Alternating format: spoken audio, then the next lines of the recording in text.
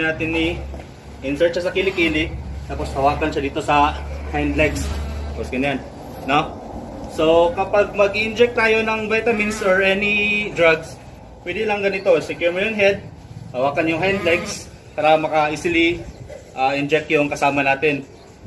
At kapag gusto natin siya ihiga, pwede natin kunin yung opposite na paa niya, hind legs saka forelegs, tapos yan lang, no?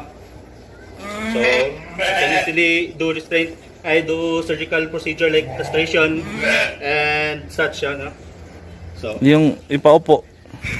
tapos yung ano, yung para makapag-share tayo ng one man lang or makapag move training, hawakan lang natin yung forelegs niya. Secure talaga yung ulo, baka matamaan yung uso mo. Tapos, opo, ganyan.